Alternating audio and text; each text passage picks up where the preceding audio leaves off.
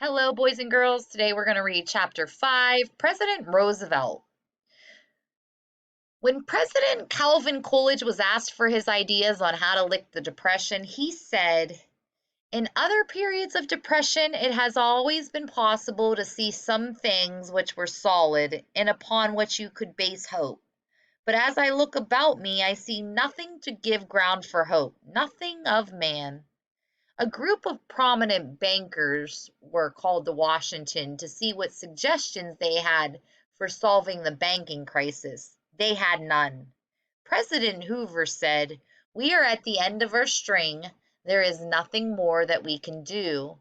That gives you the idea of the gloom and pessimism in Washington the day Hoover packed his bags and left the White House.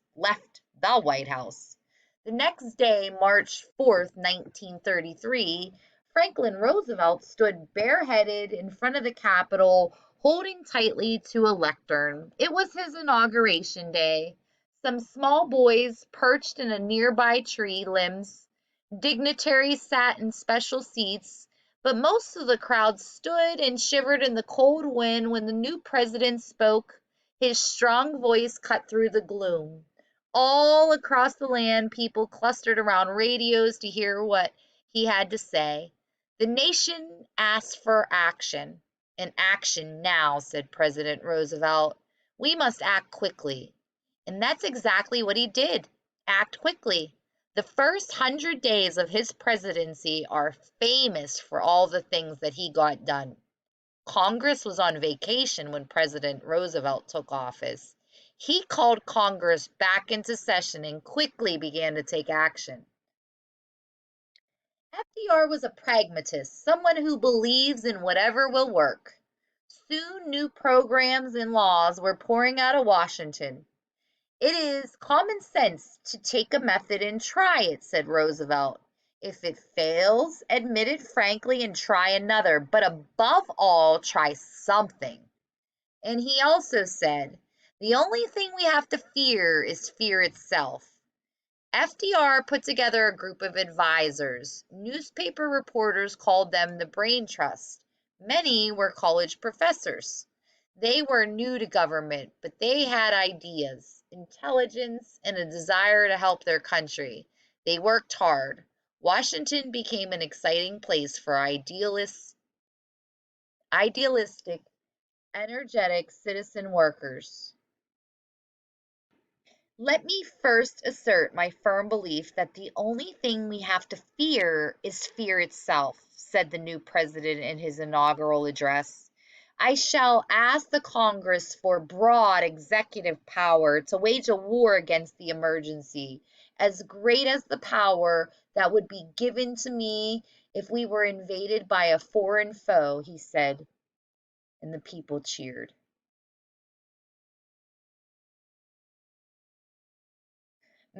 Most of Roosevelt's New Deal ideas were not really new. They were old progressive ideas in a new package. Still, the New Deal changed America profoundly.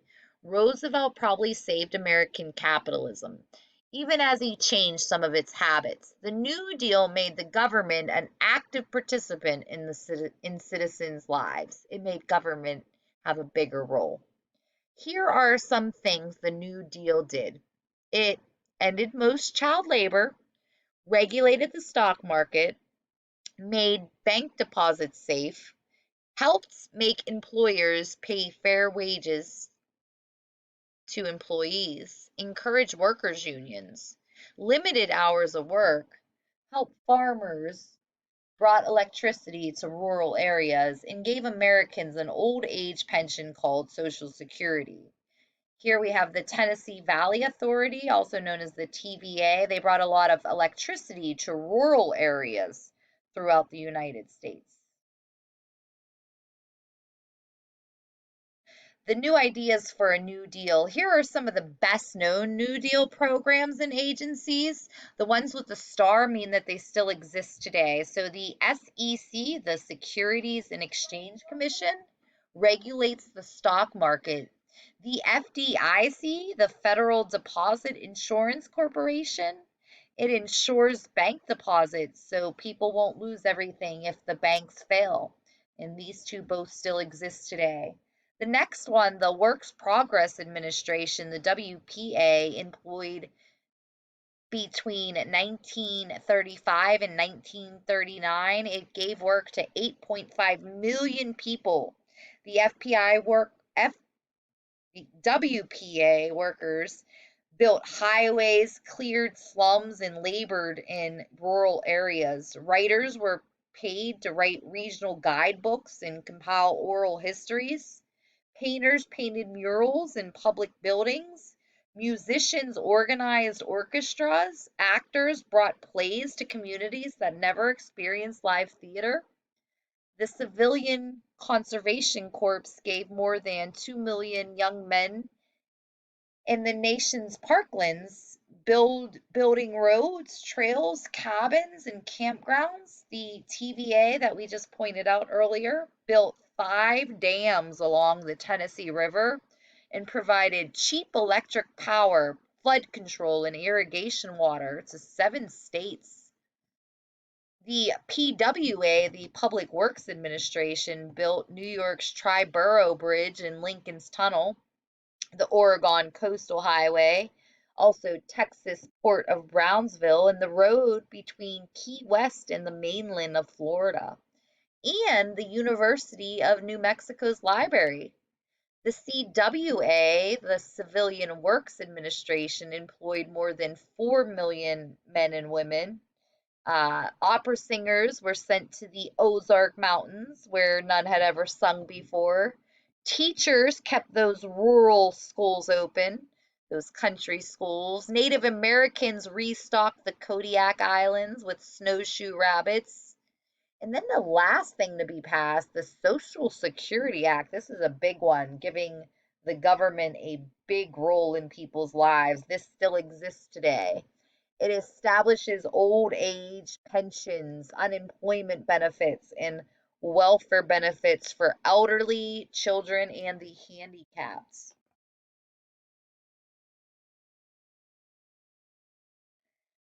Up above here in the 1944 campaign poster, produced by Congress of the Industrial Organizations, and I know you're probably thinking, wow, is that 11 years later? It is. FDR will be our only president that is elected 4 times, and we'll talk about that. In order to put people to work, the New Deal sent young people out of doors and paid them to plant trees, build parks, and fight fires. It paid painters to paint murals, writers to write books, and musicians to play and create music. Needy people were given money for food and shelter. Roosevelt did something else, something that was really new and that people of power almost never do without a battle. He shared power with those who never had it before. From the country's earliest days, the leaders of the United States had mostly been drawn from one group, white Protestant men of North European descent.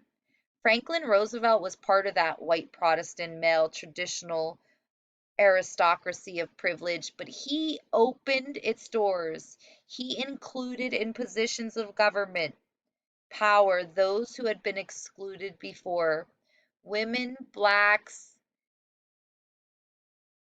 Eastern Europeans, Southern Europeans, American Indians, Catholics, and Jews.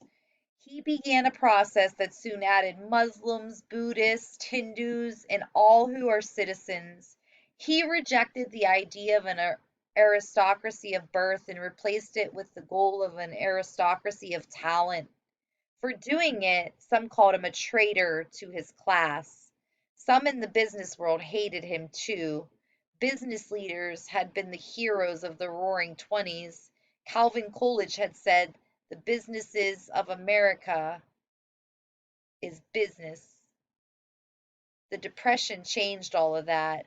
Now Roosevelt was a popular hero, and the American people were demanding that business be regulated for the public good. But the Supreme Court began vetoing New Deal legislation. FDR, fighting back, tried to add extra justices to the bench, justices who would be friendly to his New Deal policies. Roosevelt's strategy called court packing was a poor idea. It cost the New Deal support and slowed its momentum.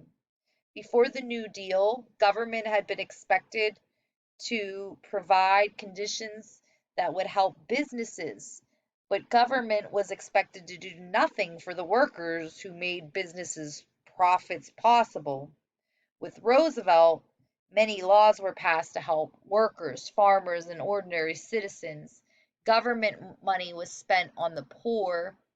Some people didn't like that idea, but others understood that if it was done well, done wisely, the nation would be better for it.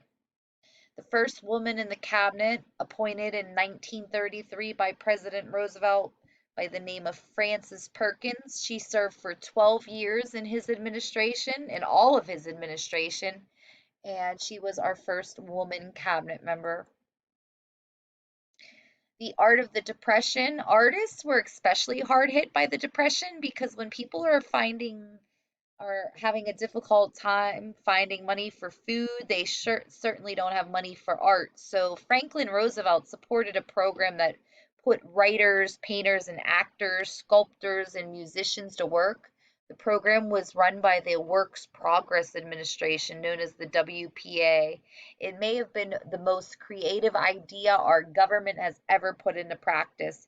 It wasn't welfare. The artists had to produce work that the government then owned. They weren't paid much, but they earned respect. In 8 years the program existed, 5,000 visual artists created 108,000 paintings, 18,000 pieces of sculptures, and 2,500 murals. Those works were placed in schools, libraries, post office, and other government buildings where you may see them today. One of the WPA muralists was Aaron Douglas. He painted aspects of a Negro life for the 135th Street branch of the New York Public Library. We have William H. Johnson, also found work with the WPA before the Depression back in 1918. In fact, Johnson had arrived in New York from South Carolina, and like many African Americans, he headed for Harlem, an exciting place to be, especially for those writers and musicians who were creating important works of art during the Harlem Renaissance. Jacob Lawrence made a powerful social statement in his portrayals of Black migration from South to North in this painting called Moving Day. Many American artists. In 1926, Johnson went to Paris. From there, he moved to Denmark, where he married a potter. Then he went to Africa to study African art. By this time, Johnson had developed his own style of painting. It was very sophisticated, although it looked simple. He was inspired by the primitive art and the work of some of the European artists called Expressionists. One of the greatest of the Black artists who worked in the WPA was Jacob Lawrence. He painted 60 small paintings that tell the story of Black migration from South to North, from field to factory. They were among the most powerful social statements of American art. Jackson Pollock from Cody, Wyoming, was a WPA artist who later went on to develop a bold abstract. The sculptor Louis Nevelston said, I got on the WPA. Now that gave me a certain kind of freedom. Our greatest artists like Rothko, de Kooning, Franz Klein had that moment of peace that continue with their work. I think it's the highlight of our American history. The WPA provided by far the most support for artists, but other government agencies also employed artists during the Depression. For example, the Farm Security Administration hired 6 photographers to document the effects of the Depression on farmers. Dorothea Lange was one of them. Her photographs and many of those of her colleagues were intended for government records but turned out to be works of art. Lange was among the best of the social photographers who captured the stark reality of the hard times during the Depression. Another standout, Walker Evans, whose photographs captured faces that linger and haunt long after you view them.